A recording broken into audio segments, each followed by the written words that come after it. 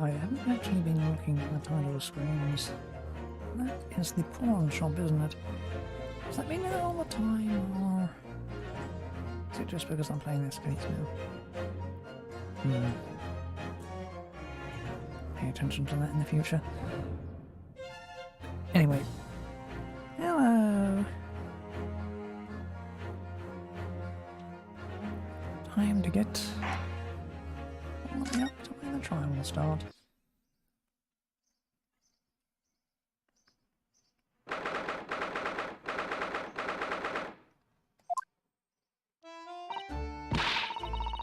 See, that's why I ain't grown-ups.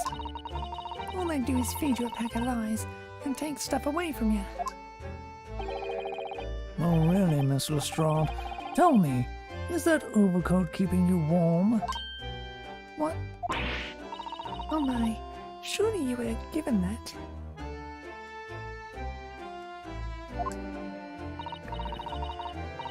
Yeah, the D let me keep it, after I looked daggers at him not for long enough. He went through the pockets and then said, "Go on then, have it before telling me to scarper."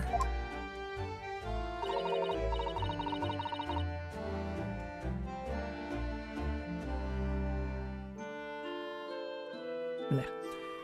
Always pays off giving people a look like you ain't 'em. Can't help feeling that it's going to get you into serious trouble one day.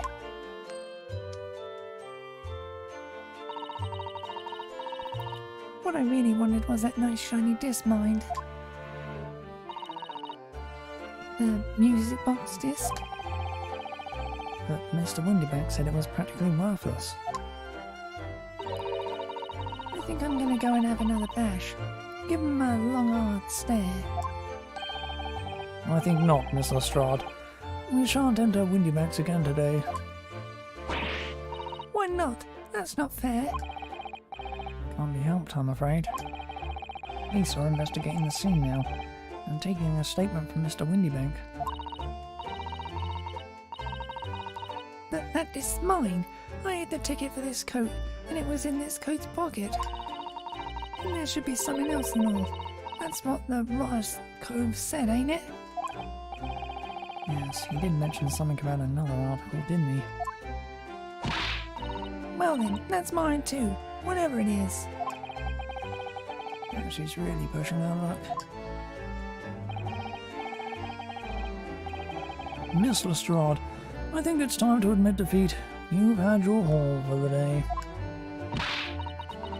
Yeah, and it's all your fault, Sholmes. So, what are your plans now? Will you dine with us this evening? Huh? Iris would be delighted to cook, I'm sure. And I might entertain you with a modest violin recital.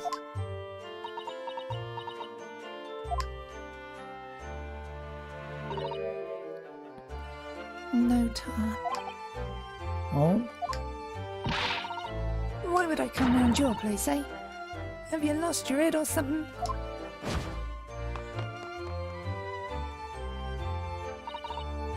Oh dear, she's gone. Having revealed on me quite unnecessarily, I might add. Reviled, whatever. I can't help wondering if perhaps she might turn up anyway. Interesting.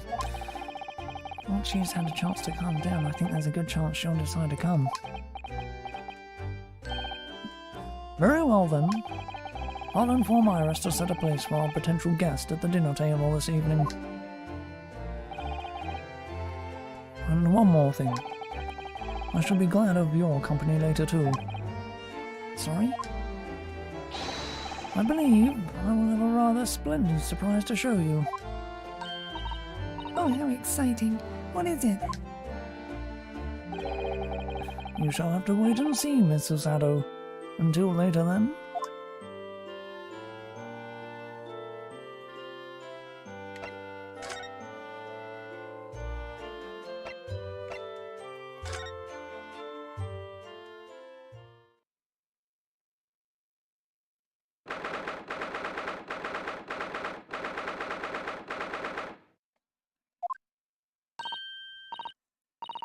Susie and Runo, come in, come in. Good afternoon, Iris. Thank you so much for breakfast this morning. Oh, don't mention it. Goodness, look at the time already. Busy as always? I am. I'm preparing everything for dinner this evening. Already? You're obviously cooking something special, are you? Oh yes, after all, we have a special guest joining us. Guess who it is? Go on. You'll never guess. Look at those little eyes of hers shining. Oh dear. It is awkward when you already know the answer, isn't it? It's Ginny! Isn't that exciting? Oh, what a surprise. Yes, that's wonderful news. Iris seems overjoyed at the idea. I can't wait to learn some pickpocketing tips from a real professional. Oh yes, that does sound like fun. I'm not sure that's entirely appropriate. Are you Mr. Naruhodo? By the way, Iris, what's Mr. Sholmes up to? Early? Oh, he's been with it ever since he got back. Oh, Mr. Sholmes? I beg that you won't speak to me. Sorry? I don't know who you are, but kindly take your leave. As you can see, I'm not here. I don't know how to respond to that. I do apologize. When he gets like this, he's completely oblivious to everything. Yes, I see. Really?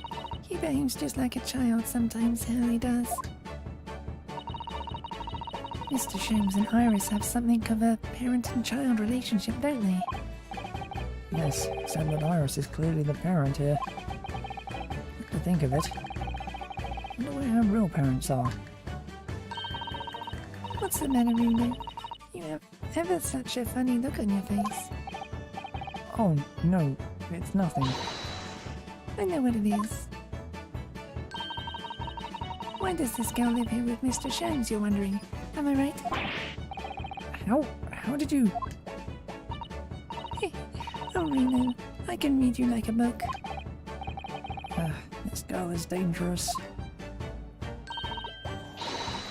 Don't worry, you can ask me anything.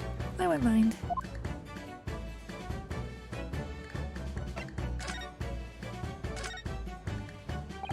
So, by Ginny, you mean Miss Lestrade, the young woman from the McGilded case 2 months ago, right? Yes, you also stole my experimental smoke grenade launcher. Although, after the trial, I invited her back here and we had dinner together. And now we're the best of friends. Oh, what a lovely tale. Yes, now if I bump into her on the street, she runs away as fast as she can. Oh. And I chase her after her down the back alleys.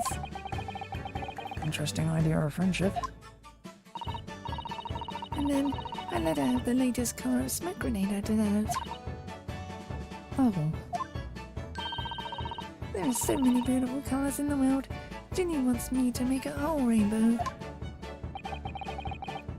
I suppose this means you've let Miss Lestrade keep the smoke grenade launcher, have you? Yes, that's right. I got bored of it anyway. Hurley always reacts the same way when I shoot him with it now. Poor Hurley. Oh, I can't wait for Ginny to arrive. It's been too long since she last came over. I'm so excited. I just hope she does actually come.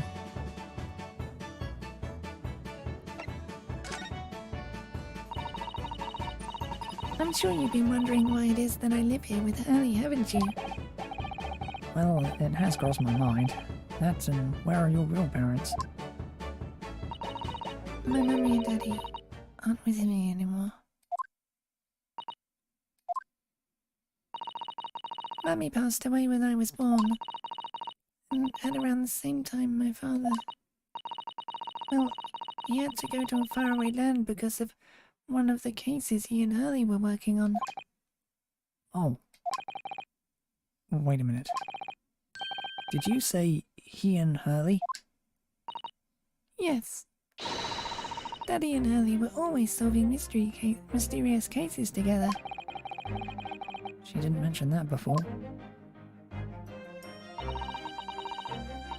He wrote them all up in his diaries. That's what's in that metal chest over there. Really? He recorded them all?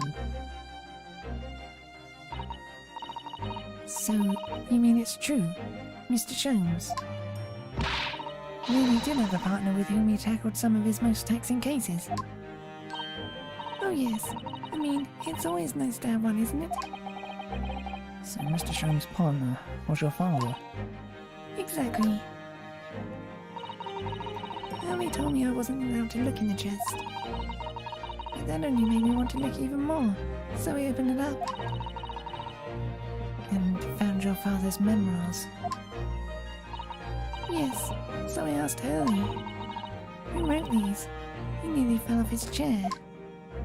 But then he told me, that's when I found out that the author of all these accounts was my father. So Iris's father was Mr. Sholmes' partner?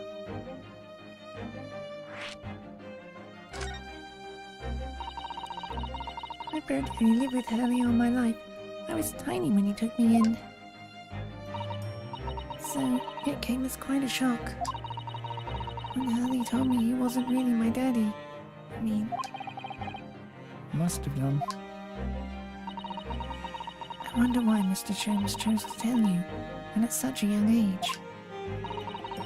Hurley says it's because he wouldn't have been able to hide it from me. Oh. Well, having lived with Hurley all these years, you might say that his ways have rubbed off on me. There are some things I can just see. Especially lies. I almost know when people are lying before they open their mouths sometimes. Right. Anyway, I was so fascinated when I read Daddy's diaries. That's what inspired me to write The Adventures of Sherlock Sholmes, actually. I'd always assumed Mr. Sholmes simply told you all those thrilling stories. Oh no, Hurley's hopeless like that. He forgets everything as soon as he's solved a case. It all but vanishes from his mind. Oh, I see. The other day it was so embarrassing. As usual, he totally forgot about the case he'd just solved. So the very next day he gathered together all the people involved and proceeded to solve the case again. It was quite a shock for everyone. You can say that again. You share your father's surname, don't you, Iris? That's right, Wilson. Daddy is Dr. John H. Wilson. There it is. I learned from his diaries that he's a doctor of medicine, you see. That's what prompted me to study and study, so that I could earn a doctorate as well.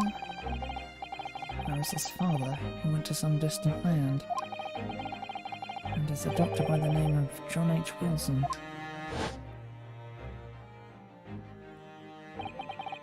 The court will now hear the trial of Ryunosuke Naruhodo. Kindly state before the court the name of the victim in this case.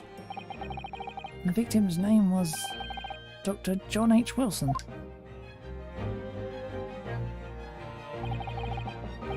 That's right. Visiting professor of medicine at Imperial Yume University. And the man who in the most bizarre of circumstances lost his life just before we left Japan.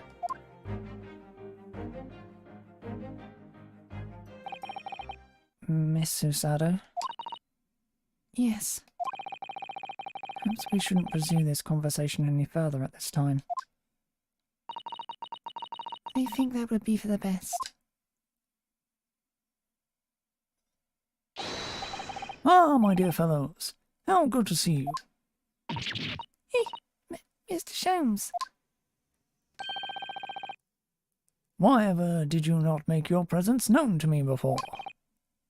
Well, no matter now. So, how the devil are you? We've been with you for most of the day. Goodness, really? Do tell me, Mr. Sholmes, is your violin unscathed? My violin? Whatever are you talking about, dear madam? Oh, Never mind that now. I have something far more interesting to show you. Behold, my dear fellows. oh, another music box disc. No, not another disc, Miss Osato. This is the one Gregson demanded we hand over as evidence. Mr. McGildred's disc. Oh my. Then, what's it doing here? You know, at times, Mr. Naruhodo, I think that though I have an undeniable turn for detection, I may well be even more apt at larceny. Oh, that would be wonderfully exciting. I'd be your pickpocketing assistant. And Reno could be our go-to lawyer if we ever got caught. Right. Plus, Susie has such beautiful handwriting. She could write all our menacing crime notifications. Yes, I'd be delighted. I'm just going to pretend this conversation never happened, I think.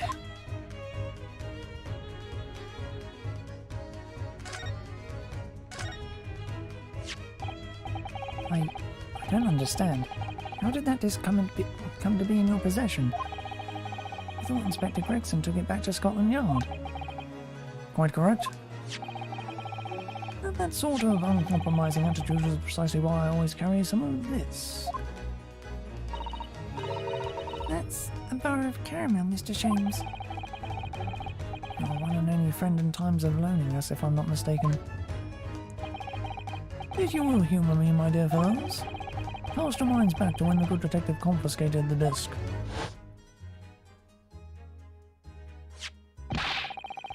I'll be taking that, whatever it is, of McGildred's down to the yard. Thank you very much. So hand it over. Oh yes, of course. If the police demand something as evidence, my dear fellow, we have no choice but to capitulate. It's all yours, Inspector. For the briefest of moments, I had the disc in my hand, did I not? Yes. Yes, you did, but I still don't understand. It was at precisely that moment that I summoned my one and only friend into action. I pressed the disc into a pair of bars like this. That's amazing. The disc and all the minuscule protrusions have an image in the caramel. Indeed, this caramel is quite exceptional. I developed it myself, you know. Suitably soft for making impressions, but resistant to melting, the result of a precisely controlled solution. How extraordinary. Carrying a pair of these on one's person frequently proves very useful indeed. Take a house key, for example. A simple press and its unique form is duplicated. I can enter anyone's property at will, and never without high sucrose nourishment. Sucrose nourishment. Blech. Yes, it sounds illegal. From the image I was able to create this. I confess I was most curious to know what manner of music would issue from the disc when played.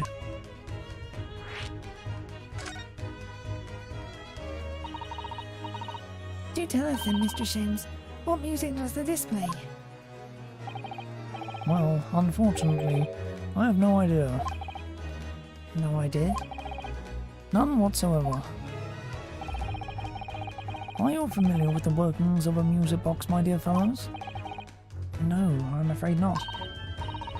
Goodness, you don't know Runa.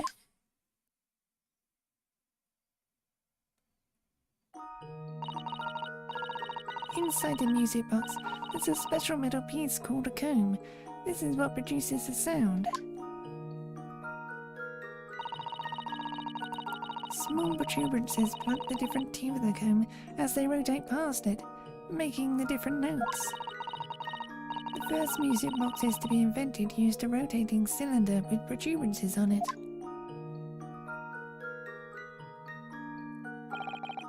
But over time, a new type of player was produced, which uses discs such as these.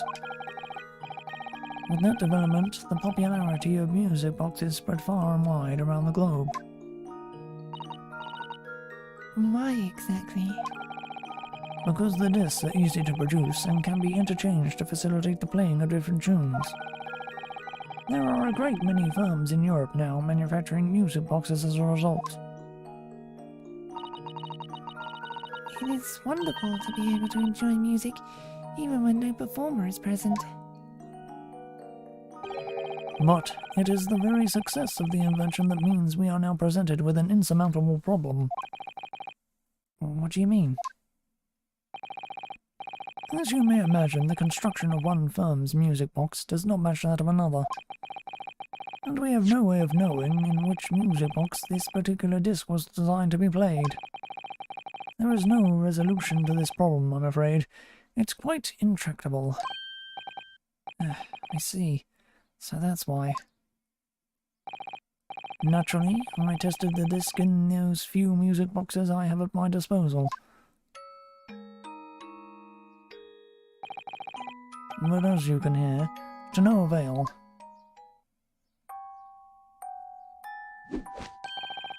The results were unequally unsatisfactory in this one. So, I am presently engaged in acquiring an example of the music boxes of all the music boxes ever made in Europe. Every single one? That's early for you. Always taking things too far. But, my dear girl, an unsolved riddle is quite repugnant to my constitution. But surely all the different types in Europe will amount to a huge volume of music boxes, won't it? Yes, that is certainly true. In the worst case, I shall just have to ask you to vacate the attic room. What?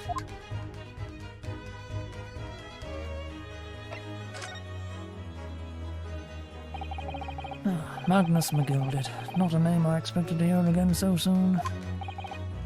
Yes, it's only been 2 months since that grisly case.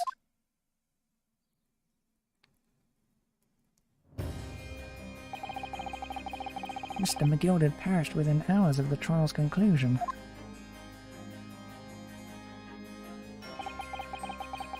Was it the curse of the Reaper? No one knows, still now. The omnibus was reduced to a pile of ash. Not a shred of evidence remained.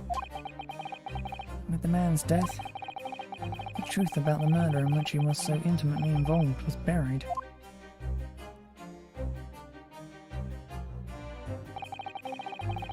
Even though we successfully established Mr. McGilded's innocence in the trial.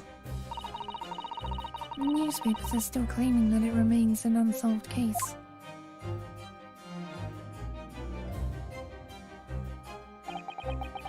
The murder of the brickmaker, Mr. Thrice-Fired Mason.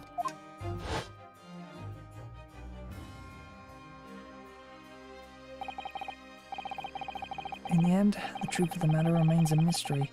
We still have no idea what really happened that night.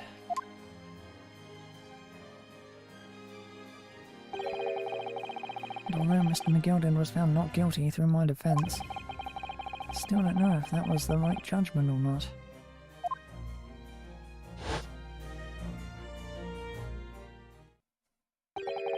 It would appear the case is not yet closed.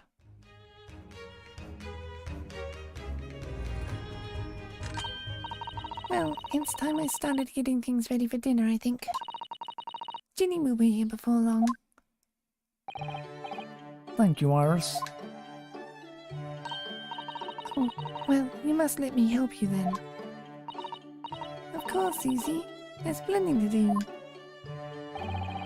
I think I shall investigate the conditions of my faithful performing partner. Now then, where did I leave it? must be a lesson to you, Mr. Sholmes.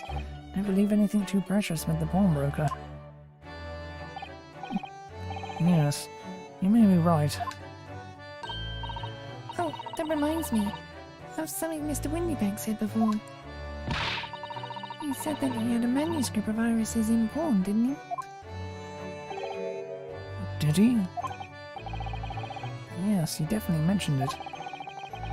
Mr. Sholmes' latest tale of otherworldly mystery lies dormant in my storeroom. Were his words, I believe. So you heard about that, did you? I expect you were as incensed as I was. Oh yes, the idea of such a wonderful story languishing in Mr. Windybank's storeroom gathering dust. My dear madam, I'm quite sure I told you already. The pawnbroker's storeroom is the safest place for it.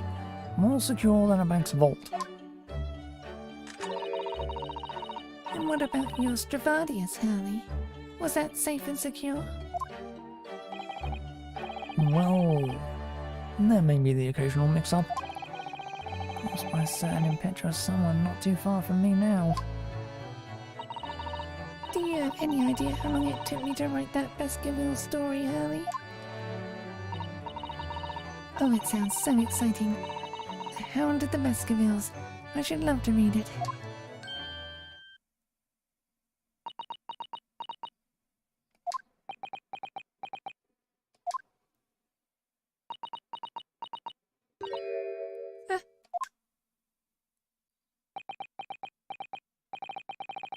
What's going on here?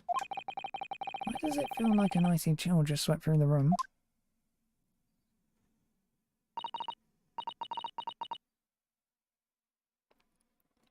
Susie, what did you just say?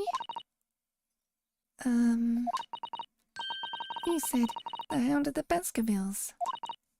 But how could you know the full title? Well, that's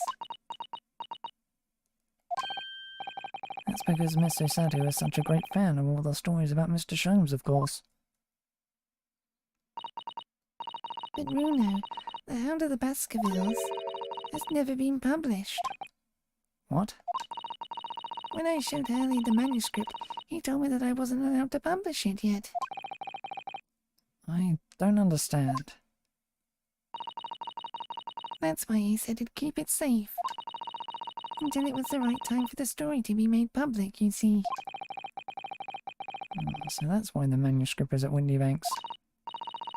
And yet, how could Susie here know its title? Well, Hurley, what's going on?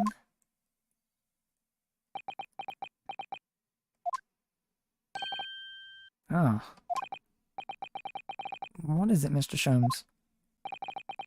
It would appear our guest has arrived.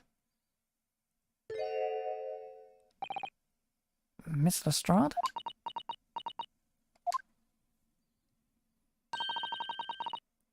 This was a bad idea. I knew I weren't welcome. I'm going. No, wait, Miss Lestrade! We've all been eagerly awaiting your arrival. Haven't we, Iris?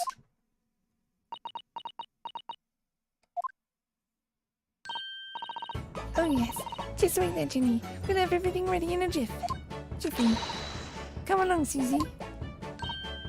Right, of course. It's a pleasure to see you here, Miss Lestrade. Please make yourself at home. Don't stand in the doorway, my dear girl. Come along in. What say you to some...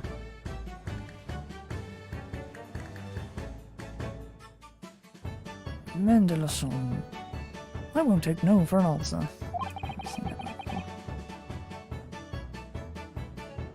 Mendelssohn it is, then.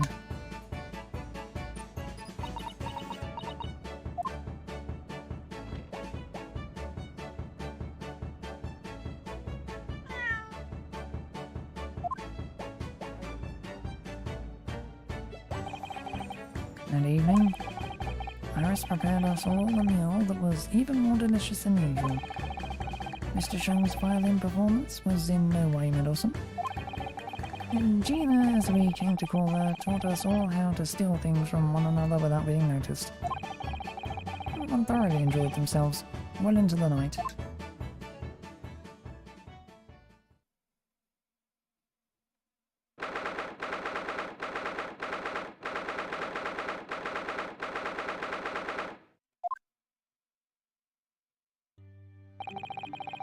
It was a very enjoyable evening, wasn't it? Oh yes, Iris's cooking was truly divine. I feel as though I can still hear the enchantings. 1 second.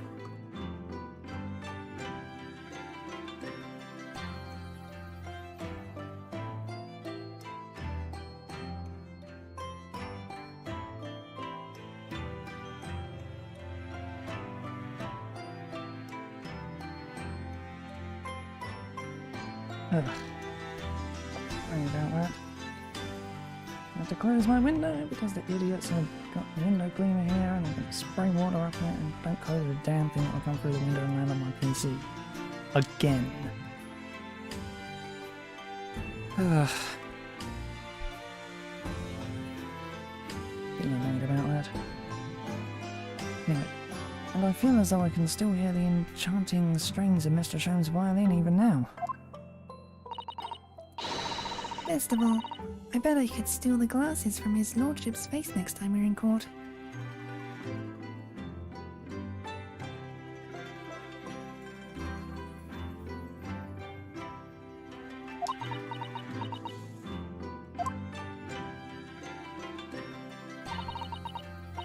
Naruto-san, could I consult with you about something, I wonder? What's the matter, Susanoo-san? It's about the telegram I received. Huh. One that arrived first thing this morning, I suppose.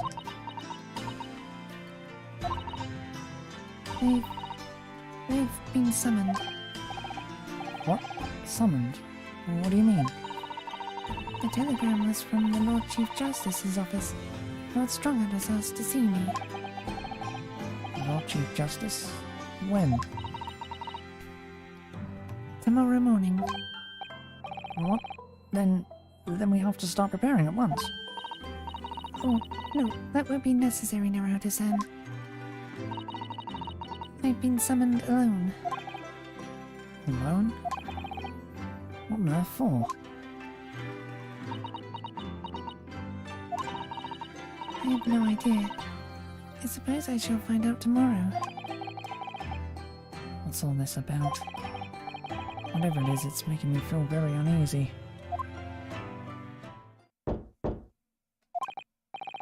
Oh, who can that be, I wonder? Good evening, friends. Ah, Iris. Hello again.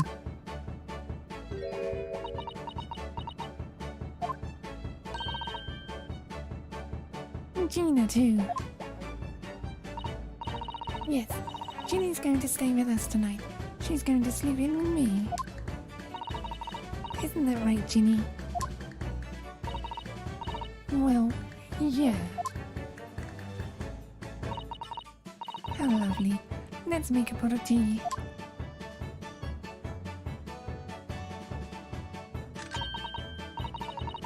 You know, I've learned so much today. Oh, what in particular? All those things Ginny showed us. Wasn't it wonderful? You mean all those pickpocketing techniques? We had fun trying them out on each other, didn't we? I think I've awakened a natural talent. I could earn a living from it. You might be getting ahead of yourself a little there. So, what brings you up to our humble quarters at this late hour? Well, you see, I came to return this. What? That's mine! Oh my, however did you... I told you, didn't I? I have a natural talent for it. Oh yes, I'd forgotten. Iris literally is a child genius. So anyway, yeah, you can have it back. Not that I really understand why you wear it, though. Thank you. Alright then, good night. Yes, good night.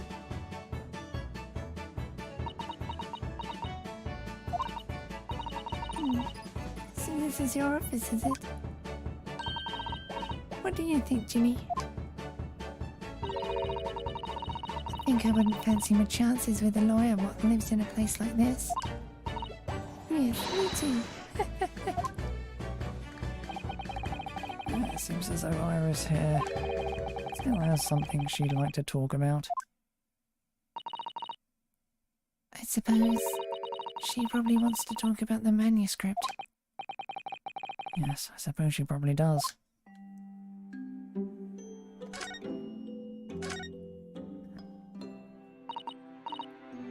Iris, I suppose you're hoping to talk about the manuscript, aren't you? Aren't you going to tell me? I'm so sorry. I need a little more time, please.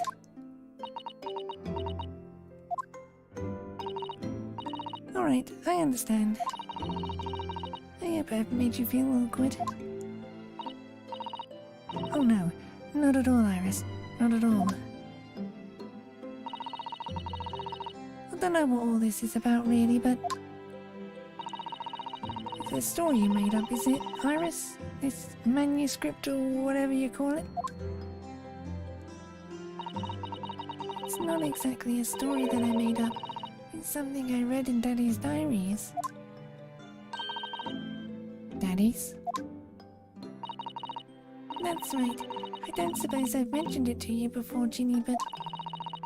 My daddy was Hurley's assistant once. His partner. Huh? They solved all sorts of strange and mysterious cases together. Is that right, mister? Apparently so. I was as surprised as you are, though. And Daddy wrote all the details of every single case down, you see, in his diaries. So I study them and write my stories based on what actually happened. So, where's your old man now, then? He had to go away on urgent business, to a faraway land, and he'll be gone a very long time. So I've never really met him.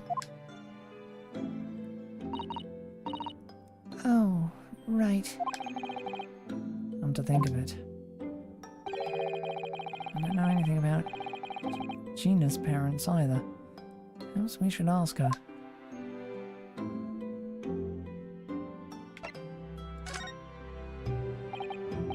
Iris, this Hound of the Baskerville story.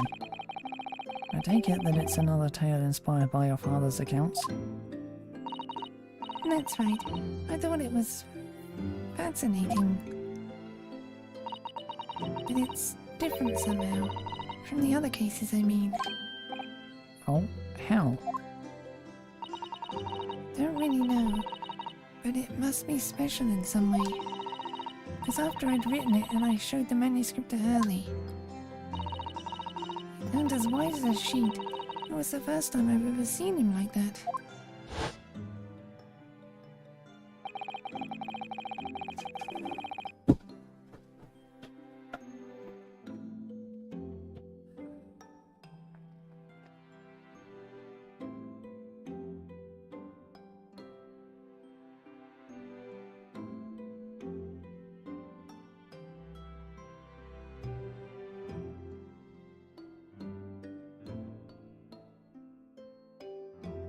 That was annoying. Pains me to have to say this after you've toiled over it for so long, Iris.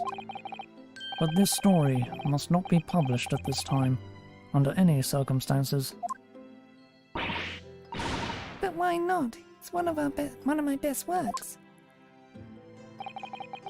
I'm not at liberty to say. Not now. So please do not ask me.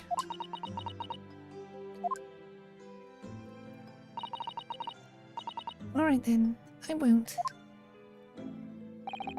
But I do solemnly swear that I will explain everything one day, Iris, when the time is right.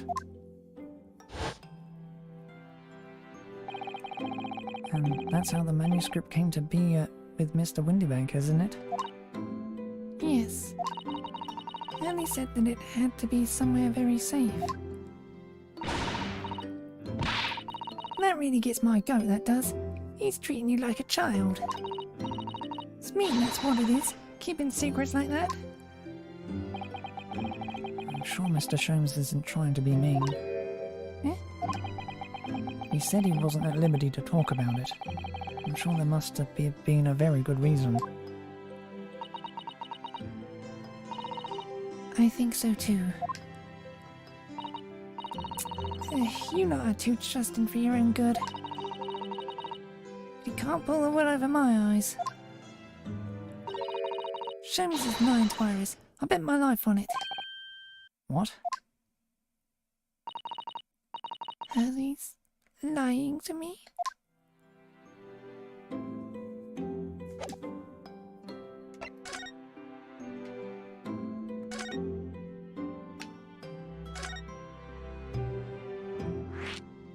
Such a weird reason. Whatever. I realise that I don't know anything about your parents, Gina. Ain't got any, have I? Never did have. Oh. Look, the East End's full of orphans like me. No one wants nothing to do with us. From the minute we're born, not even our mums.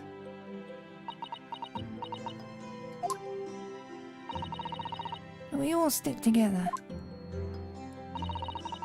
The older ones look after the little ones and make sure they get by. So, that's why you're a pickpocket.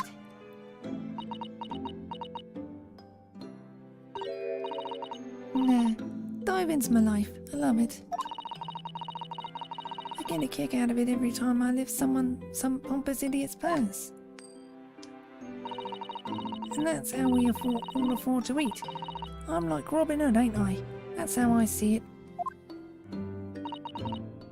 Oh, Gina. I do think about it sometimes. What it'd be like to have parents, I mean. I always thought it'd make everything alright. But having listened to what Iris just said, sounds like having parents ain't always easy either. Oh.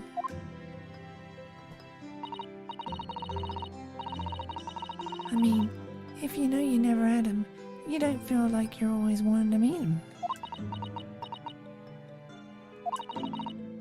It's true. I do want to see Daddy so much. Oh, Iris.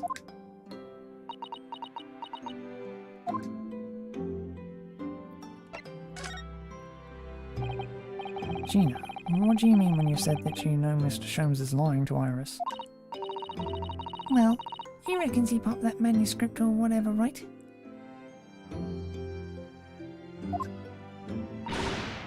Come on, that's obviously a load of rubbish. Oh my, why would you think that, Gina? Simple, if that story was really an old Windybank storeroom, there's no way someone from half the way around the world, in other words you, could know about it.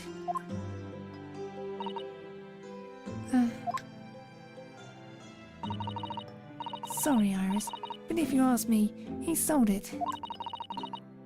Without telling you. But Hurley would never do something like that. I'm sure of it. Huh. Grown-ups do a lot worse than that. Believe me, barefaced liars, a lot of 'em. You just ain't realised it yet.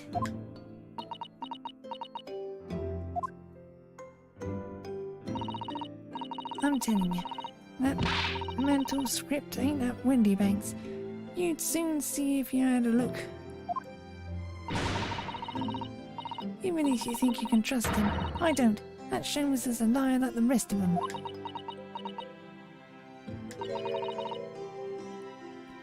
If I'm honest, I have wondered if Hurley's telling me the truth sometimes. See? Oh, but I don't mean that I think he sold it. I mean that I sometimes wonder if he might have hidden my manuscript somewhere I don't know. Even though it's wrong of me to doubt him. Don't be too hard on yourself, Iris.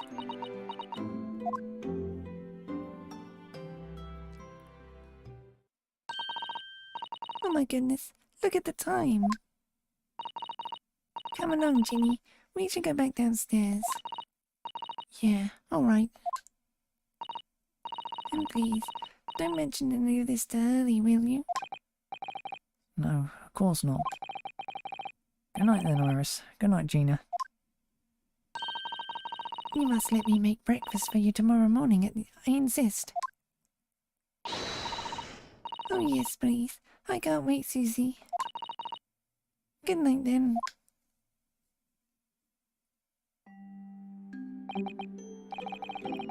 Iris, it sure is easy to forget, isn't it? Sometimes she speaks just like an adult.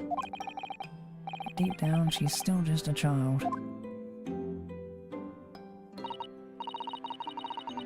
Well, I think it's time that I turned in for the night too, Naroda-san.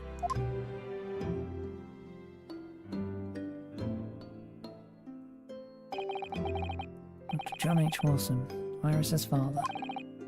But also, the name of the murdered visiting professor at Yuma University. Can't be a mere coincidence.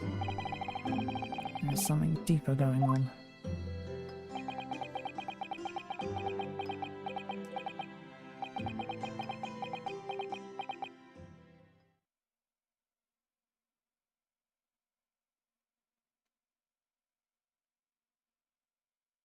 Mr. Naruhodo.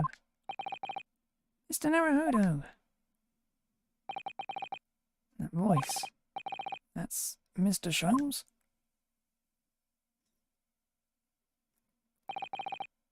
What's going on? It's the middle of the night. It's Miss Lestrade. She's gone. Gina? She was supposed to be sleeping in Iris's room, but her bed is empty. Well, she's an independent young woman. She probably decided to go home, no? I think not. From speaking to her before she retired, I received the distinct impression that she was looking forward to breakfasting with Miss Asano. No, I don't believe the girl has gone home, but I've been waiting for over an hour now. Over an hour? Oh. If you'll indulge me, look out the window, my dear fellow. What's this about?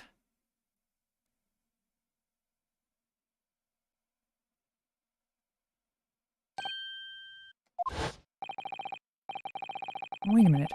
Why is there a light on at this time of night? That's Mr. Windybank's pawnbrokery. Mr. Windybanks? Oh no. It's simple.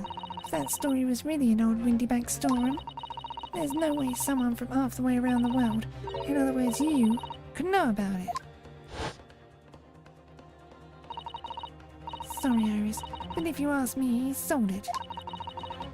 Without telling you. Gina have gone. Seems you have some knowledge of the situation, Mr. Naruhodo. Sorry. Oh no. No, not really. Well, anyway, we must investigate. At once. Mrs. Sado?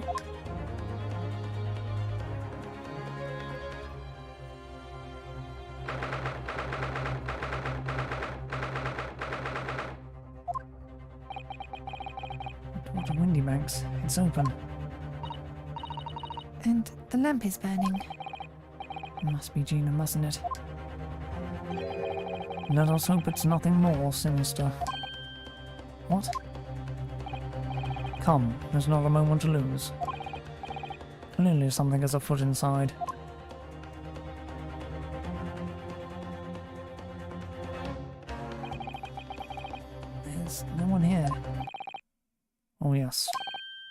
There is. Ah! Mr. Sholmes! Mr. Sholmes! What the? Has Sholmes been shot? Leave me, Mr. Naruhodo. After them. Go! Right.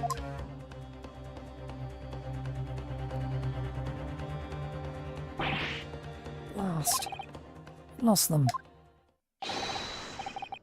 Hello? What have we here? The alarm was just wired from this pawnbroker, sir. Would you know something about that? Officer, come with me! It's my friend, Mr. Sholmes. He's been shot. Shot? The policeman close behind me and ran back to Windybanks.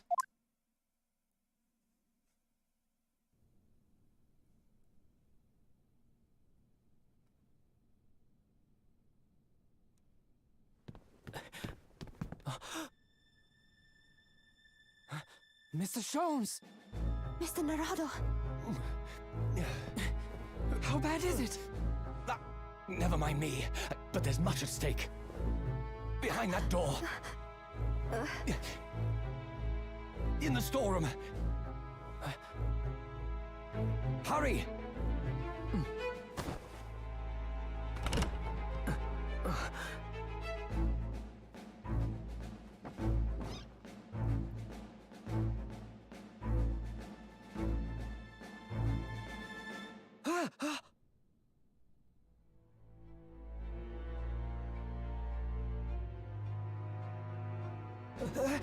It's Gina!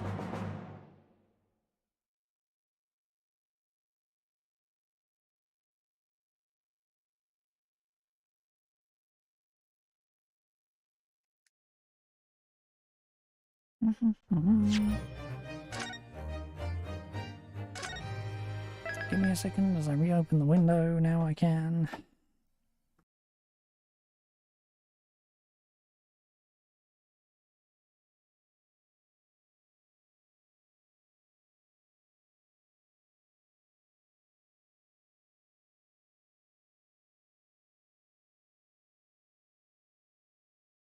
Ugh, it's better. I won't fucking die of being cooked alive in my own room.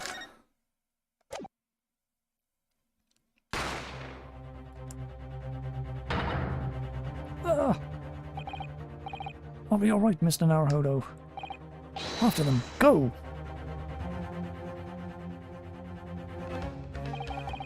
Behind that door, in the storeroom. Hurry!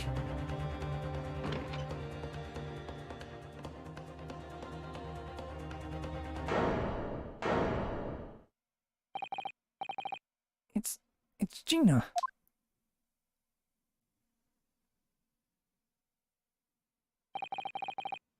In that moment, Windybank's pawnbrokery became a crime scene.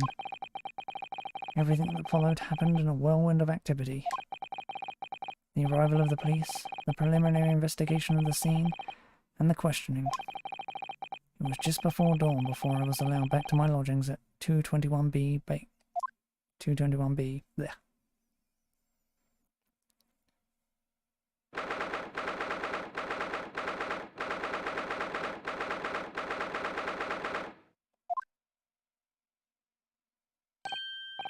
Oh, Iris. Telegram came, but all it says was, waiting at home. Oh, yes. We asked one of the policemen to have it sent. It was simply impossible to come back. When I woke up, I was all alone. Ali and Guinea were gone. Everyone was gone. What happened, Bruno? Poor Iris. She's trembling. She's obviously trying very hard not to let herself get too worried. I'll explain everything that I know. Something awful has happened. No. Something awful has happened, hasn't it? Yes, I'm afraid so.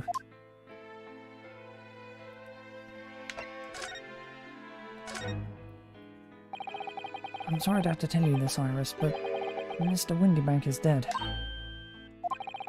He was shot We discovered it in the early hours of the morning.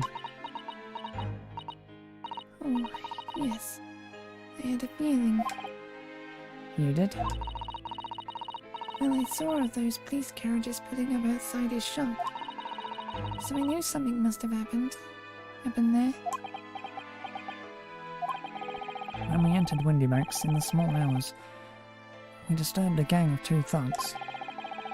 They ran out onto the street and I chased after them, but they got away. So it was one of them who shot old Mr. Windybank, I suppose. I don't know, but that's not what the police believe at the moment. Oh, why not? They've arrested someone else as their prime suspect, you see. Gina. Ginny? But why? Well, the thing is, No, Ginny wouldn't do something like that. I know. None of us think she did it. Then why have they arrested her? I'm sorry, there was nothing I could do.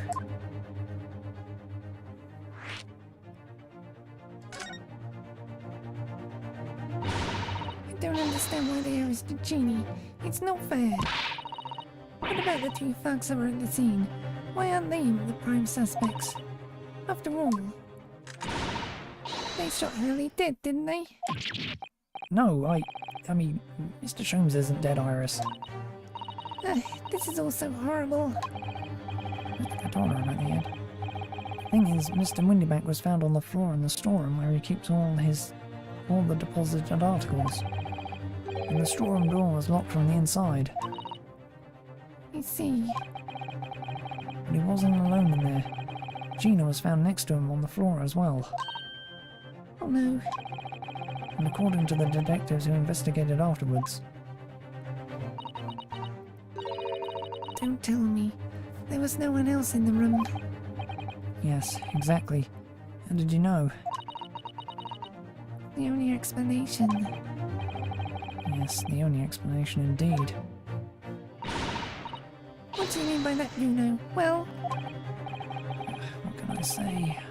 Damned if I agree, damned if I don't.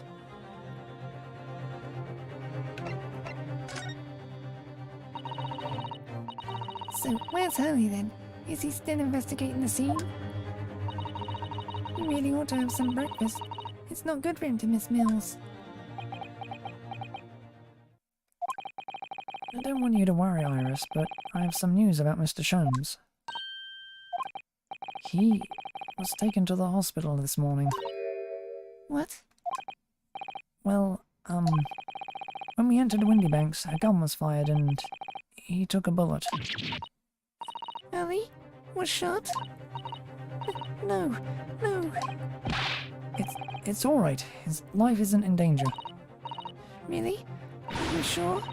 Where is he? Which hospital? He is at St. Sinner's.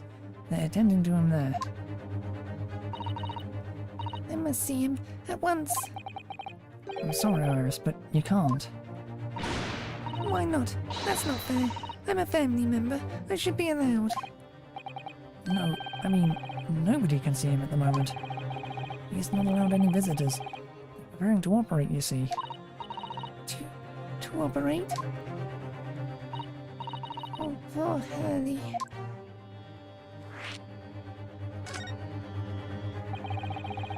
It was the 2 thugs who were in Mr. Windybank's shop. They shot Mr. Sholmes when we disturbed them, you see. It was pitch black inside the shop at the time. My mind went totally blank, I'm afraid. I just froze. After them! Go! After that I ran out into the street, but well, they were long gone. I shouldn't have hesitated. I'm so sorry, it's my fault.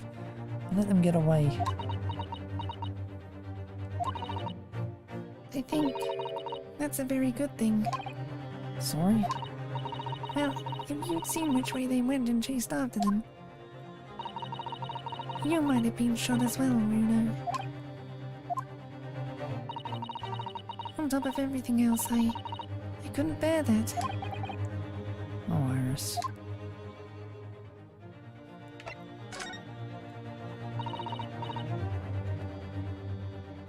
Where's Susie, Runo? She's still at the police station. Oh, why? I expect she's still being questioned. The police said they wouldn't be finished for a while. Why aren't you there then? Well, I didn't get a good look at the criminals anyway, so they weren't questioning me for long. And Miss Osello stayed behind at the scene to tend to Mr. Sholmes, so they didn't get started until later. I see. Besides, one of us had to come back to be with Iris. That Inspector Gregson agreed to me leaving early. You should have let me know, and I would have come to the station.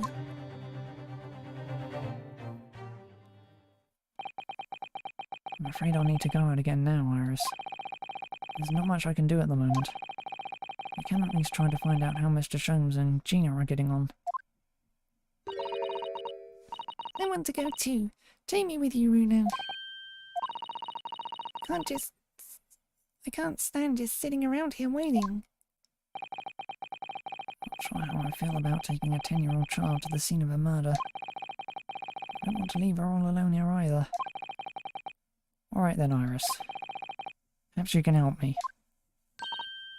Oh yes, I'd love to. Gina's at the prison. Mr. Sholmes is probably in his hospital bed. And don't forget we have to visit the crime scene. We need to conduct a thorough investigation. I can see you're ready for action. I imagine Iris would appreciate going to the hospital sooner rather than later.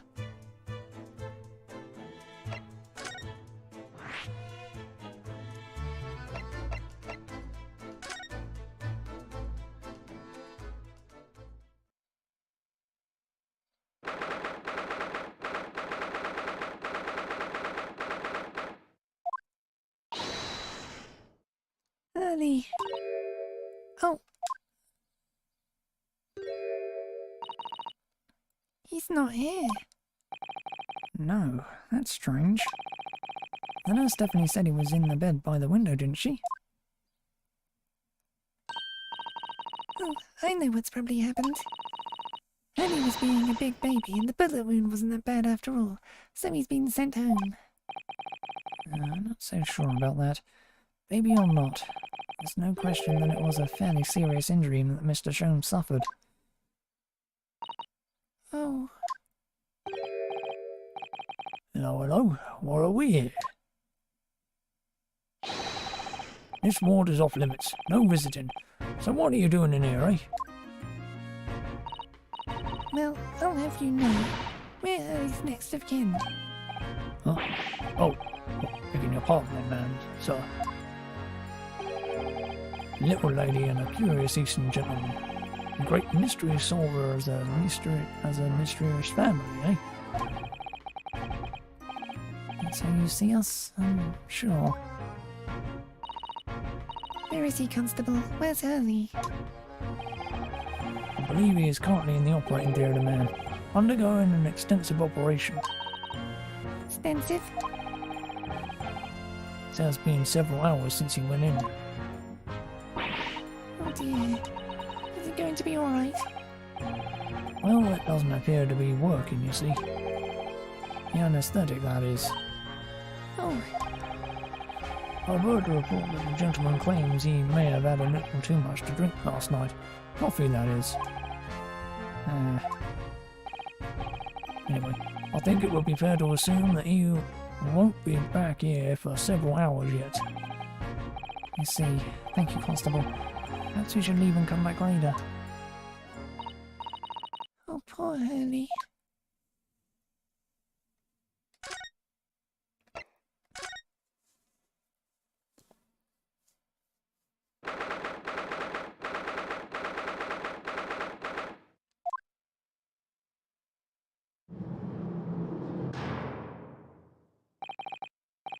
Hello, Gina.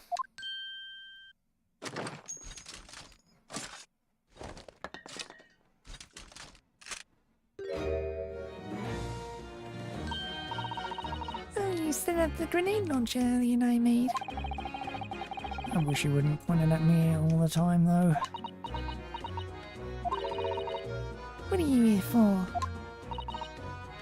Ginny? I have a feeling it's because of us that you ended up in trouble. So we were thinking that we might be able to help you. Well, you can't. Sorry? You heard. Get lost. Don't be like that, Ginny. I know you didn't do it. You'd never shoot someone. I just know you wouldn't. You think you know me. Or the other one. Oh. You ain't got the first idea about the likes of me. I'm a thief. I pinch people's purses when they're walking down the street. That's how I get by. And if I saw my chance, I'd sneak into a pawn shop any day of the week.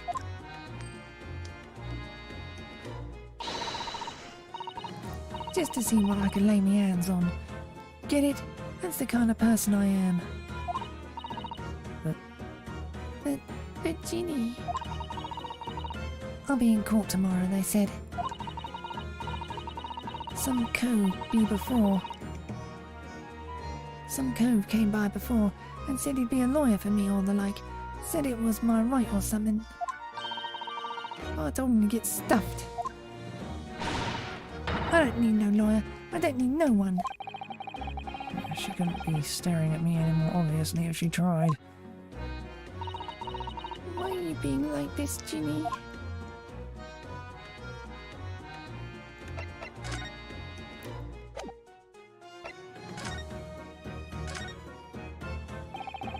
I don't understand, Gina. Why did you send the public defender away? He wanted me to sign some papers. Representation papers or something like that. It's all gonna be rigged anyway. The whole trial. They'll pin it on me because I'm a kid. That's what grown-ups always do. Why do you think that? Because that's how it's always been for me. Growing up in the Black Slums, me whole life. You do what the grown-ups tell you, you'll get your mates dragged off by the coppers or worse. I've had it happen to me before and all. Being sold off and nearly snaffled on the back of it. You can't trust no one. That's the point. Soon as you do, you go onto grass, dead. Gina, listen. If you like, in tomorrow's trial, I could... Forget it. Ginny, don't you trust Runo? Nah, I don't. Look, I'll ask you nicely now. Just leave me alone.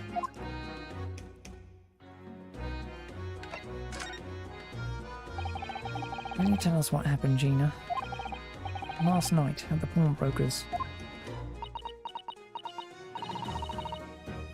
There's nothing to tell. I figured it'd pay me, so I broke into the place and started going through the storeroom. But the old bloke walked in on me and you know the rest.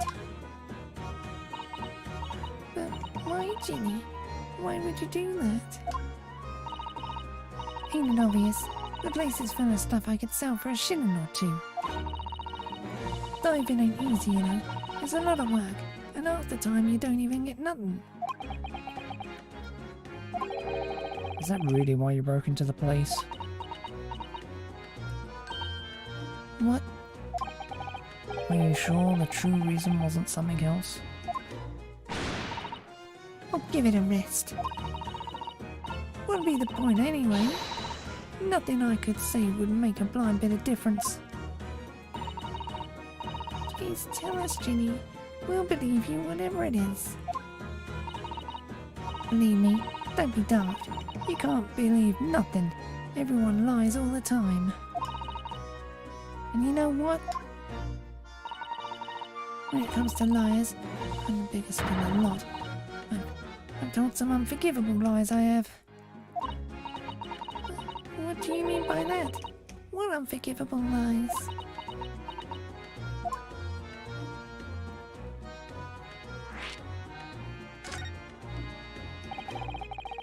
What did you mean before, Gina, when you said you were the biggest liar of the lot? Why don't you tell us what these unforgivable lies you've told are? Maybe we can help. Sorry. We're out of time. They're gonna want to question me now. Ginny, please.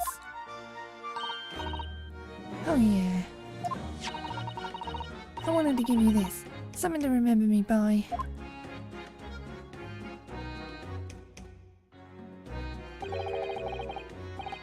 Photographic print of a really adorable cat.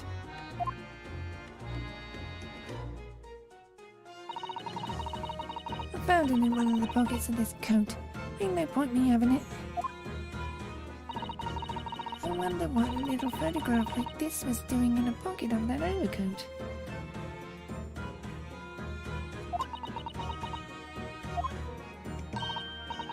Anyway, don't bother coming again. Bye. Oh, Jeannie.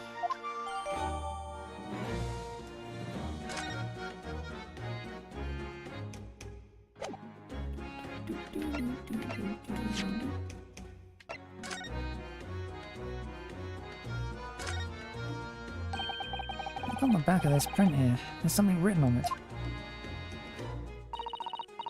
13th February, 9 PM. Article deposited 1 small box. Loan amount £8, 10 shillings. Redemption deadline 13th of April, 9 PM. So this photographic print is a redemption ticket. 13th of February. That could be significant. It was just 2 days before the murder of the omnibus, wasn't it? Small box. It doesn't tell us much about it, does it? You know, if Mr. McGill did still have the ticket, then presumably he never redeemed the article.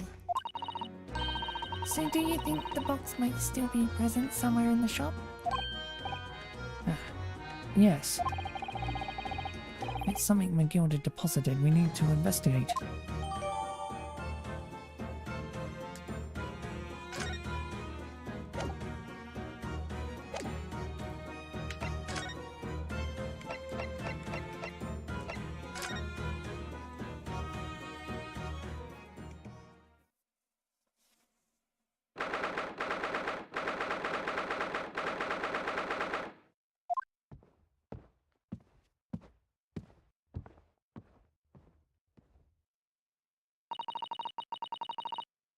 This is where it happened then.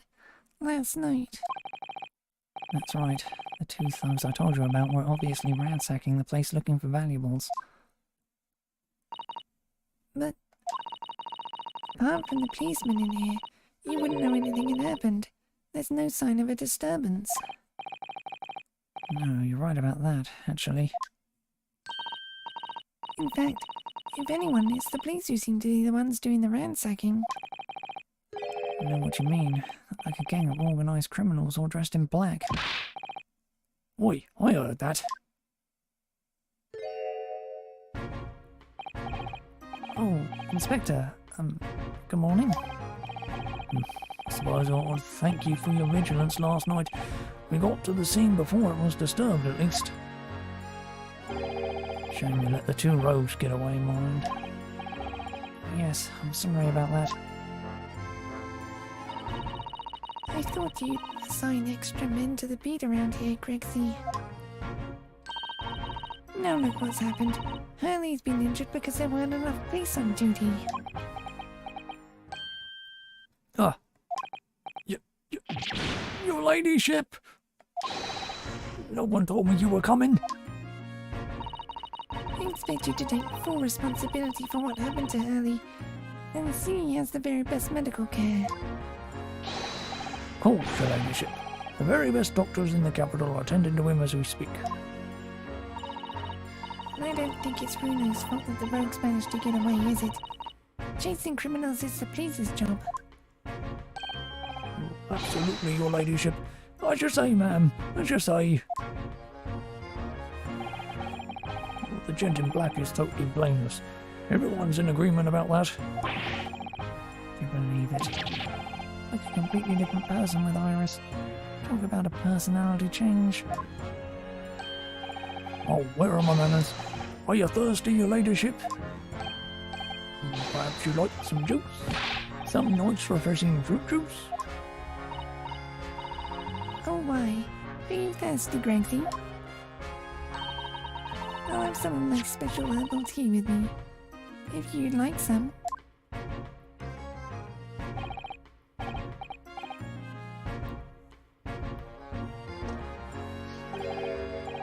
Ah, lovely. Ah, very much. That really hit the spot, your ladyship. I don't even recognise him like this.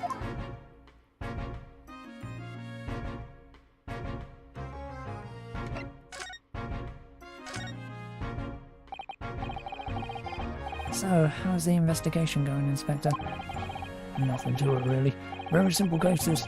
There's some very definitive evidence. We're just about to charge that driver we arrested last night, in fact. Driver. Gina, you're going to charge her?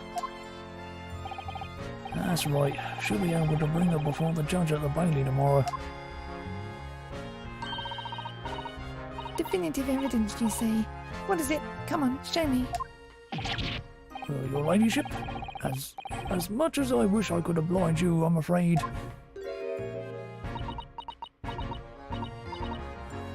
I see. You've already captured the pair of thugs who broke in here last night, have you? What the? And you're going to put them on the stand as witnesses, are you? How could you? Ow! How could you possibly know that? I had a feeling, that's all.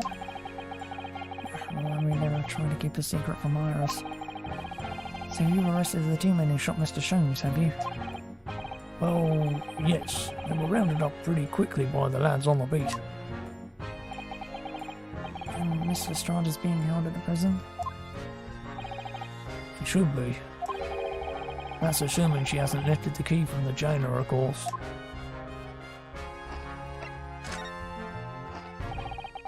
Can you tell us anything about Mr. Sholmes? What's his condition? Sorry, I'm not at liberty to divulge that information. Scotland Yard matters are strictly confidential. Well, I know he's being operated on at St. Sinners. Why can't I see him? I'm family, you know. I'm terribly sorry, your ladyship. It's the hospital's policy. No visiting and all. Oh, The bullet must have hit an artery in his midriff. He's lost a fair bit of blood. oh no. Well, he didn't seem too bad in the first hour or so. But a hemorrhage like that is enough to make even the one and only Sholmes pipe down. Mr. Sholmes is a human like the rest of us, you know. Well, anyway, he's having emergency surgery right now. They gotta stop that bleeding. But he will be alright, won't he? They'll be able to make him better. Well, of course, your ladyship. He'll be as white as rain before you know it. Really? How do you know? How do I know? Well, because, of course... Oh, yes, because Mr. Sholmes is such a great detective. That's why. We better pray the doctors. We better pray the doctors have a better grasp of what needs to be... what's needed to make someone well again. No. Oh dear. Please don't die early. I'll report to your ladyship the moment I hear he's out of the operating theatre.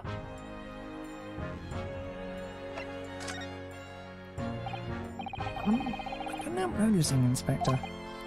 What? Out with it, sunshine. Well, there seems to be a marked difference between the way you talk to me and Iris. Oh, what's the source, Sonny? I'm a copper and we don't go in for favouritism. Then he's right. You do treat us differently. It's because of those adventures of Herlock Sholmes stories, that's why. Oh. I crop up in them, don't I? Inspector Tobias Gregson. Oh, well, yes, because you're an acquaintance of Hurley's. What did you write about the Inspector, Iris? I don't remember really. It was one of Sholmes' lines. Gregson is the smartest of the Scotland Yarders, is how he put it. Oh, did I write that? And you know what that one line did for me, eh? The very next month my pay doubled. Doubled, I tell you. That's amazing. All because everyone at the yard reads them. They read all the Herlock Sholmes stories. They even set up a fan club for me. Of course, that explains everything. It was around that time that you became such a toady to me. Can you blame me? All it'd take is one bad word from you and Sholmes could change his tune about me. Gregson, no, the great detective will say, he's getting quite overrated these days. Think what would happen to my salary if that came out in print, eh? The whole thing gives me the willies. I can't tell you how many nights of sleep I've lost to worrying about it. But that would never happen, Gregsy. Every month when the new Rants magazine comes out, my hands are trembling as I turn the pages. Oh, how awful for you. Here, have some of my tea to settle your nerves.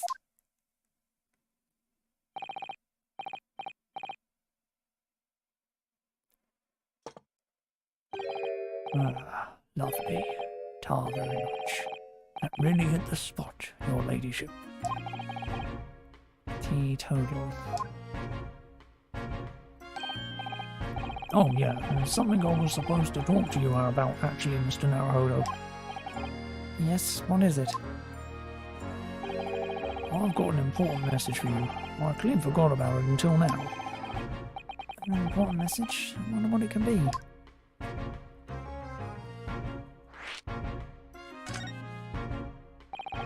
Are you going to tell me what this important message is then, Inspector?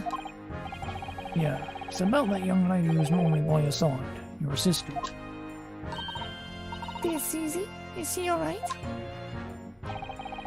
She's at the station, isn't she? Being questioned, I believe. Nope, not anymore. She had to head off. Head off? Where?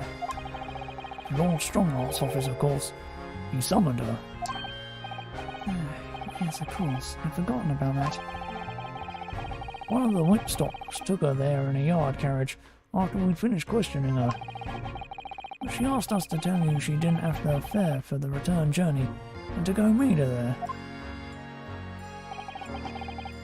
She's got a nerve using Scotland Yard as a bloomin' messaging service. See.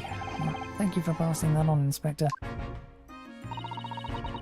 Why did Susie have to go see the Lord Chief Justice?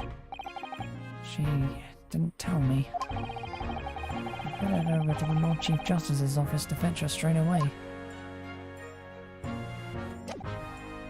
Although... Inspector Gregson, could you give me your opinion about this, do you think?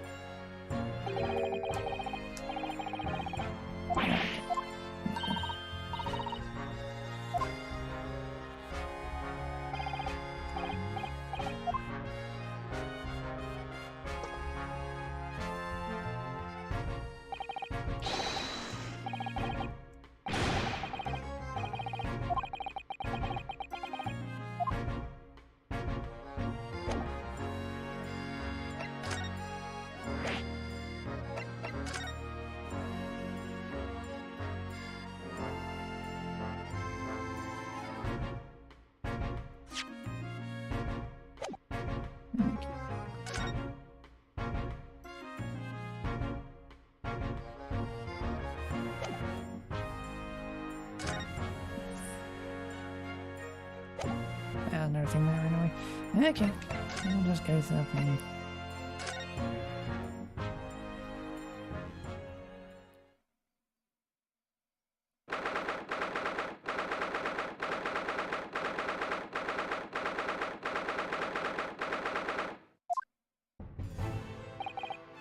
Yes.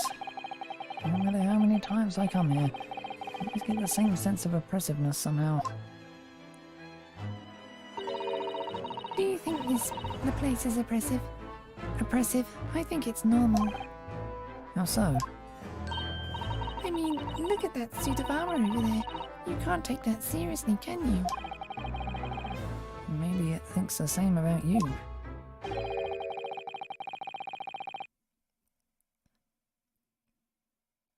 So, everything is clear with regards to tomorrow's arrangements, I trust? Yes, thank you very much.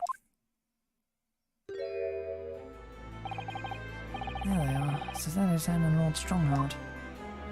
I wonder what they're talking about.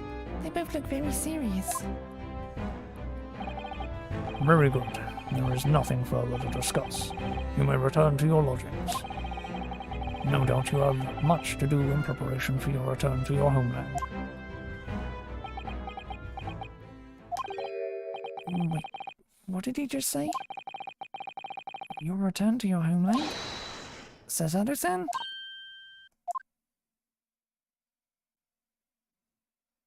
can't remember what voice I gave Strongheart. Oh, Mr. Naruhodo. What was all that about?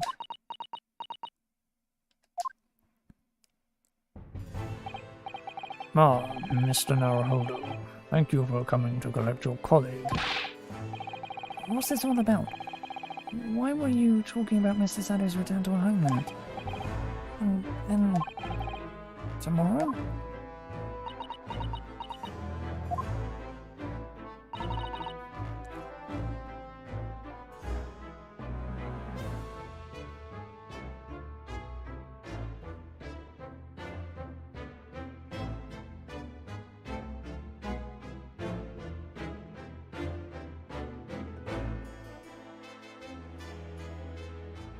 Ugh, just being annoyed today. Tomorrow? But what about Ginny's trial? You mean... she's been formally charged now. Oh dear.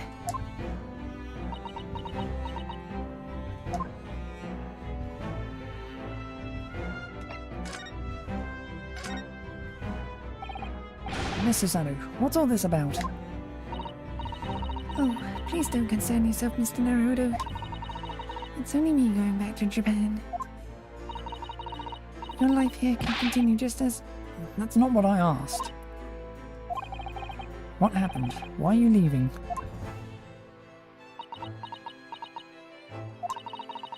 It's my father. He's fallen ill. Oh no. Professor Mikatoba? If I may, Yes, sorry? you must be the defendant, Ryunosuke Naruhodo, I believe. Yes, that's right.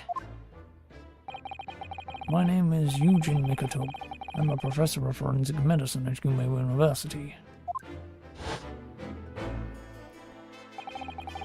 We received an international telegram from the Empire of Japan informing us of the news. 10 days ago, Father collapsed with a fever. The cause is apparently unknown. And it seems he grows weaker day by day. I don't believe it. As you are aware, the voyage from here to your country's capital, Tokyo, takes some 50 days. I thought it would be prudent to hasten Mr. Sadow's departure as much as possible. Yes, absolutely.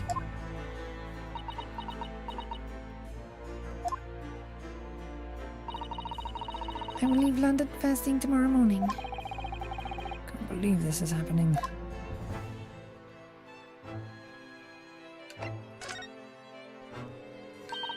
So, Gina has been charged. She'll have to appear in court. Yes, she was formally charged a few hours ago. The date of the trial has already been set for tomorrow. No, not even 24 hours later. Gina. Ah, the Lestrade girl and the murder of the Baker Street pawnbroker, yes?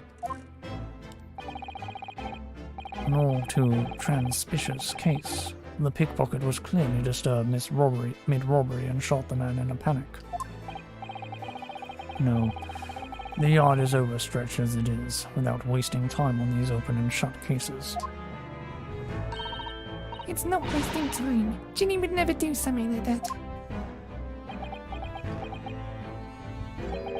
Mr. Naruhodo. Yes, Lord Strongheart? In deference of your fine service to date, I shall overlook this young girl's insolence. But I have no recollection of admitting a child into my office. Leave now. Of course, Lord Strongheart.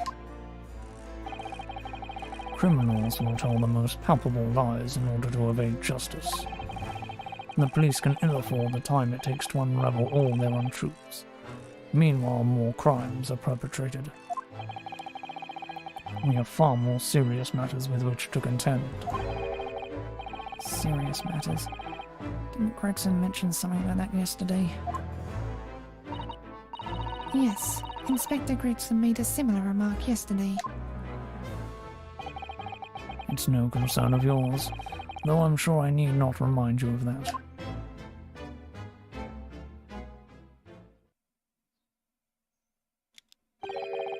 "3 minutes precisely until my next meeting.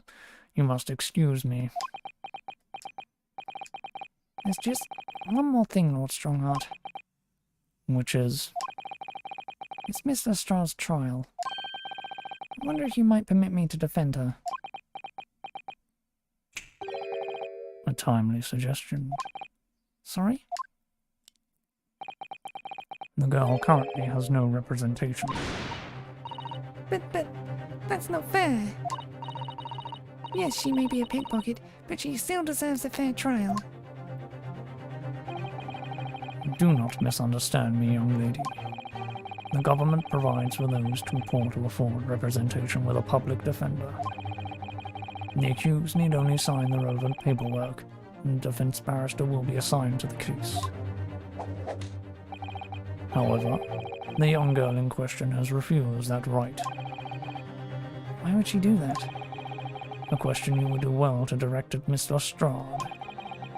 You'll find her at the local prison. Yes, thank you. Now then, it's time I was leaving. Good day to you. What a day. Gina charged with murder. Suzanne about to leave.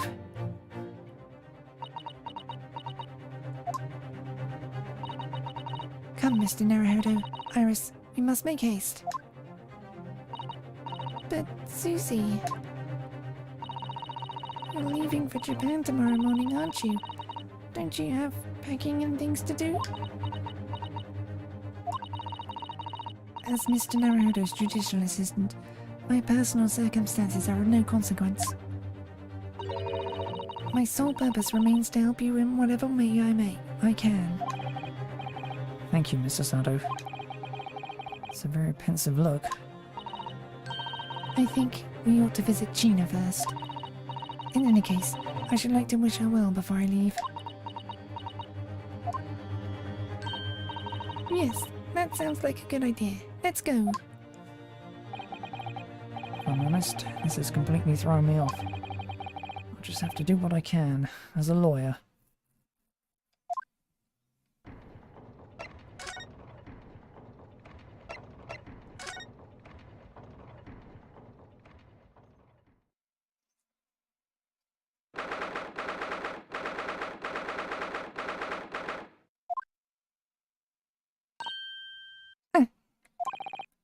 Hello again, Gina.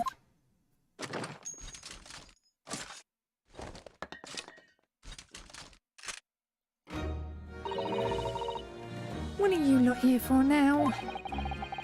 The muzzle of that grenade launcher shoved in our faces yet again, obviously.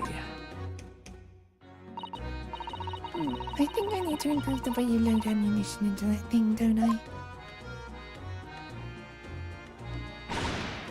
Look! You can come as many times as you like, but I ain't got nothing more to say to you.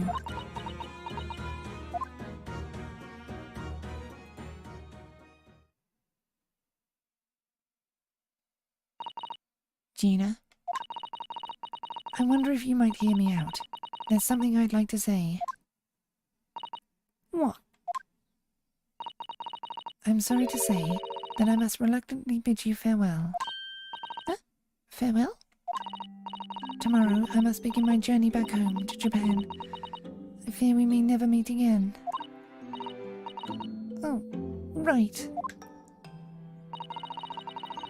I've had the pleasure of meeting so many lovely people here in London. I have so many wonderful memories. And yet, as things stand now, it will be a glum parting indeed. Poor Iris is so miserable. Susie. Well, that ain't my business. Both Iris and Mr. Naruhodo believe you to be innocent, Gina. They put their faith in you. But somehow, you can't find it in your heart to put your faith in them. Yeah, that's right, I can't. What of it? Grieves me greatly to have to say goodbye to my friends, and they are so clearly unhappy.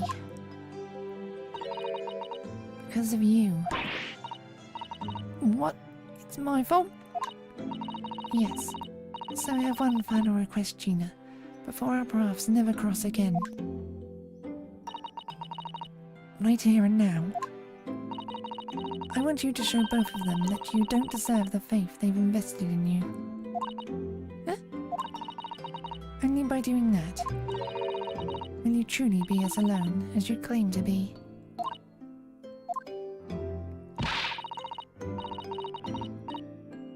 What are you talking about? What do you expect me to do, eh? You've told us that everyone lies. So prove it, by admitting one of your own untruths.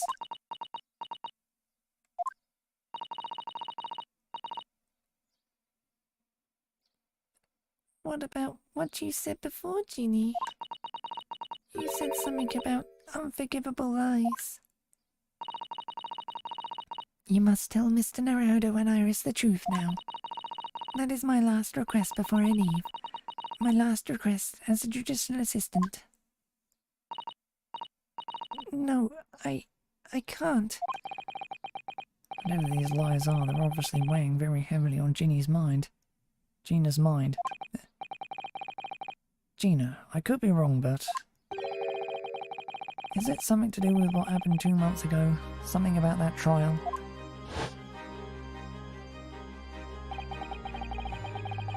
The one in which Magnus McGilded was acquitted?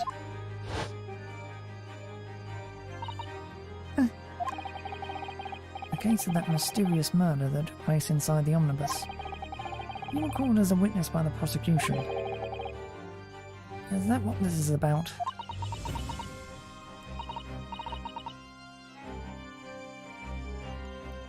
Yeah, you're right. Because in that trial, I lied. I lied like you wouldn't believe. Will you tell us about it now?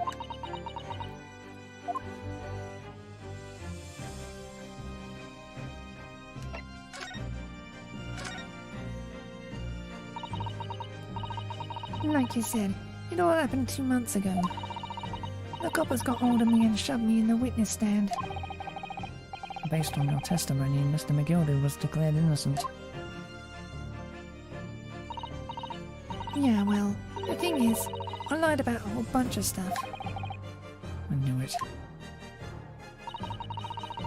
What sort of things did you lie about? I was hiding under the seat that night. That was the truth. It was pitch black in that little cubbyhole. I couldn't see a thing, and then...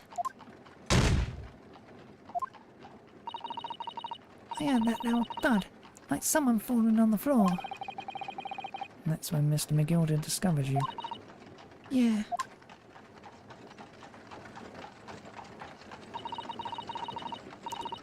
He pulled me out from under the seat and sat me next to the dead man.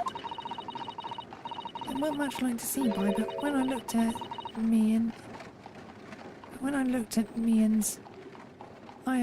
I had the covered...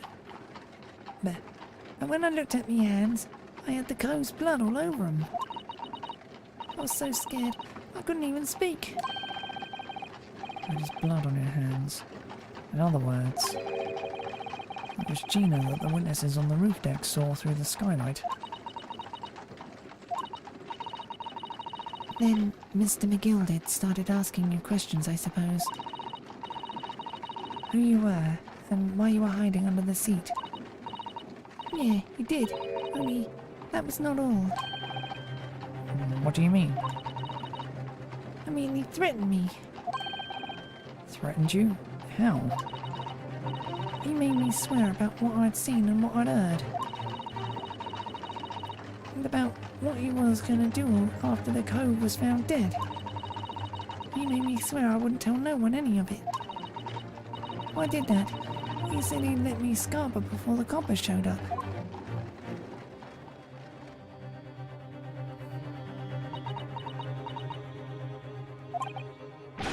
Gina, you must tell me what he swore you to secrecy about. What you saw, what you heard, everything.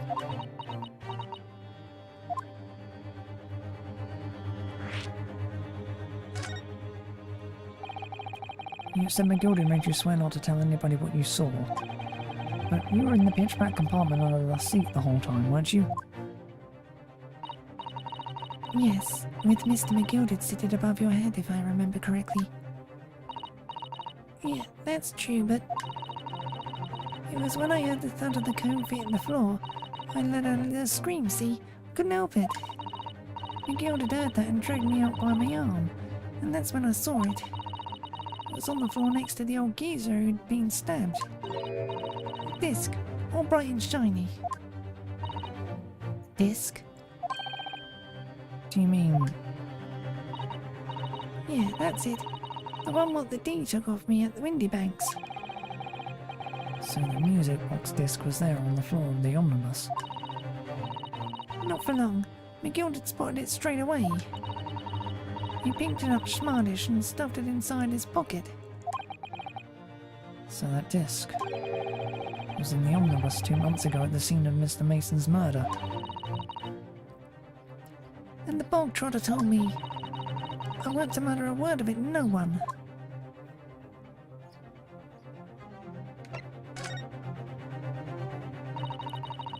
Of course, it was so dark under the seat in the cab. I was straining my ears the whole time.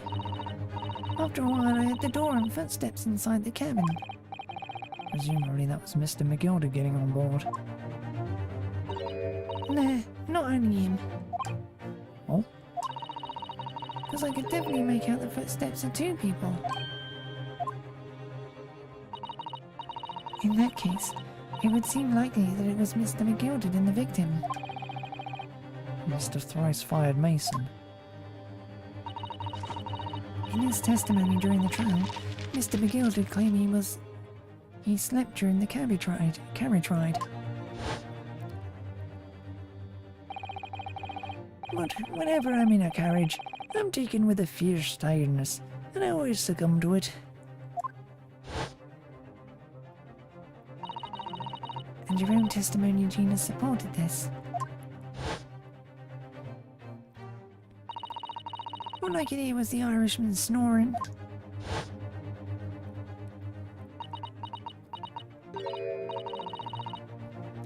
Yeah, that weren't exactly true. Neither of them was asleep. I could hear them talking the whole time in low voices. What? Wait, what were they talking about? Sorry, I don't know. The sound of the horses and the wheels were too loud. But that still tells us something. Mr. McGilded and the victim knew each other. So McGilded was lying, as I suspected.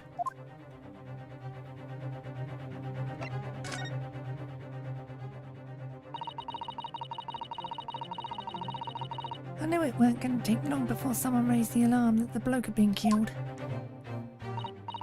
Yes, you were quite right. The other passengers on the roof deck noticed very quickly.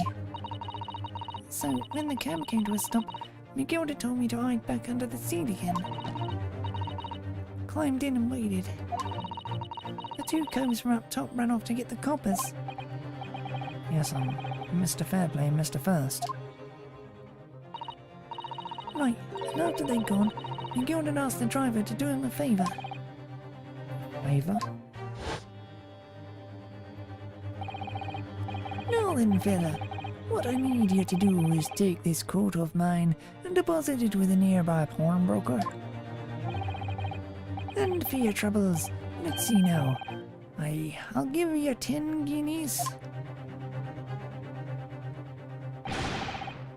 Nearby pawnbroker? You mean on Baker Street? Yep, you got it. It was Windybanks.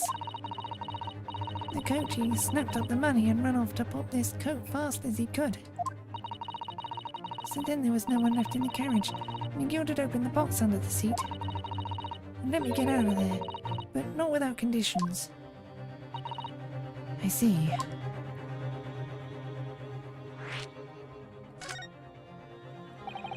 And what were McGilded's conditions then? Letting you go free, I mean. Not telling a soul, not for anything, about what I saw and what I heard. And there was something else as well. There's more? Yeah, this is the most important thing, he said.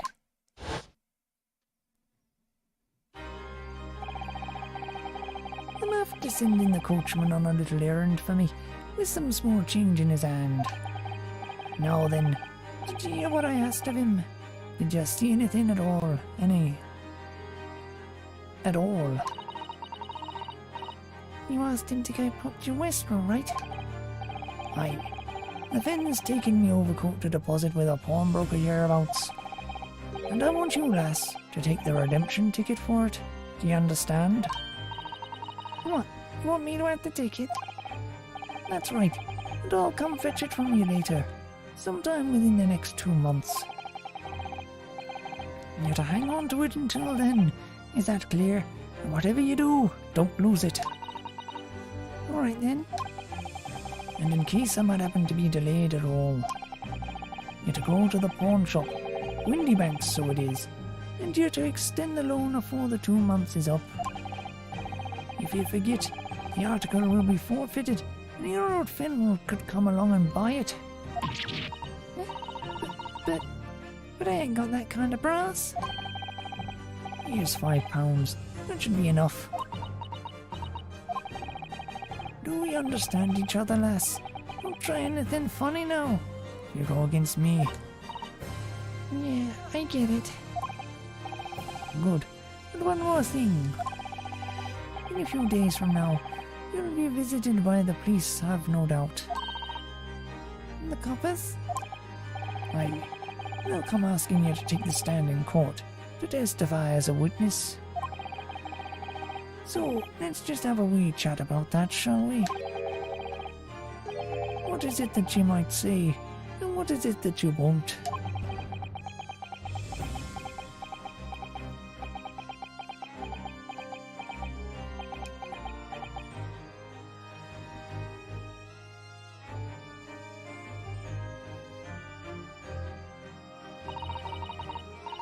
After he'd gone over it all, I piked it, got as far away from there as I could.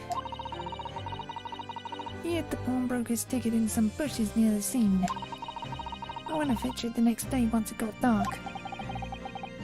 So McGill had planned it, and coerced Junior into giving false testimony.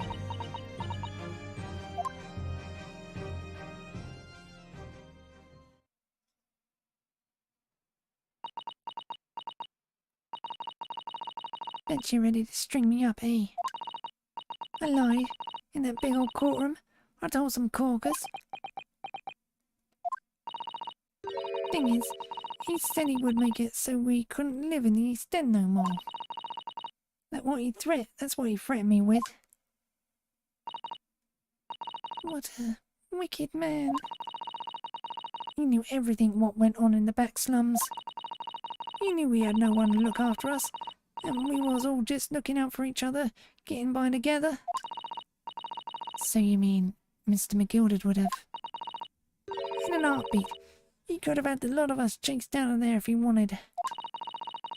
And then where could we have gone, eh? Nowhere. That's where. So, I didn't have no choice. Thank you, Gina, for telling us everything. But I'm for it now, eh? Go on, admit it. You must be livid. Well, you can make amends by doing me a simple favour. Favour? What? Sign the representation paper for tomorrow's trial. Huh? You don't actually want me to represent you in court. You can rip it up later.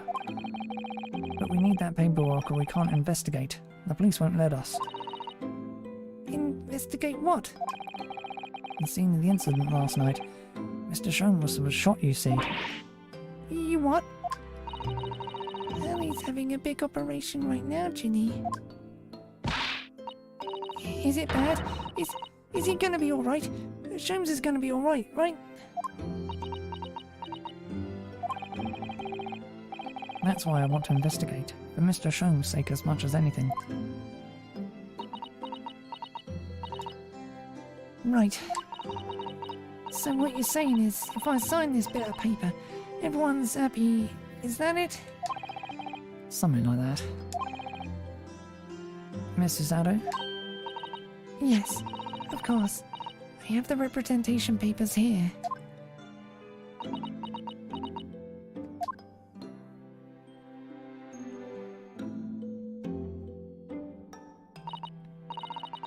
I don't need no one to stick up for me, though.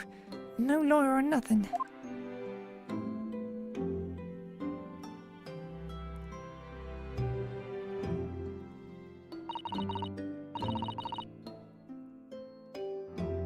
Oh, Ginny, she seems so lonely.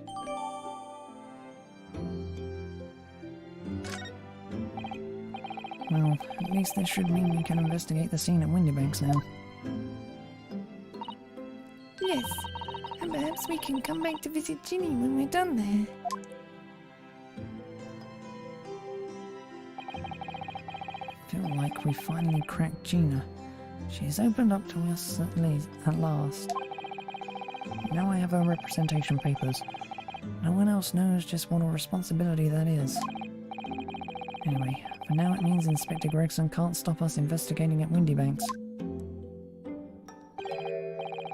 Although, something tells me he's not going to be happy about it.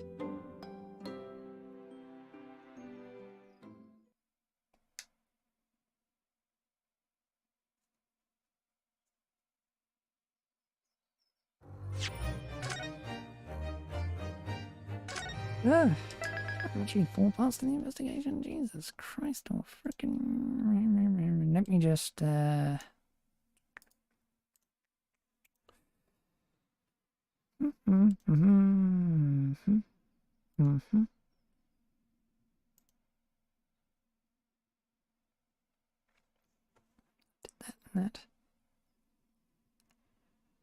Oh, that's the big old part.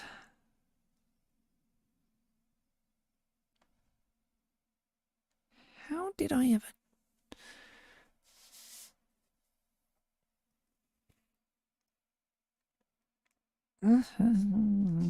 It's me not paying up fucking attention. Okay, that will be all for now then. Dear God, there are 4 parts to the trial. Oh my God. Okay, that will be all for now. Tomorrow... Well, I'll be back later with the Xenoblade. Yeah, Xenoblade. Back in an hour with Xenoblade. But that will be all of this for now. And we'll be back tomorrow with this for the last part of the trial. I should be saying after I do the Xenoblade, but I'm getting all confused. We're done for now. We'll be back in about an hour. For now, though. Bye.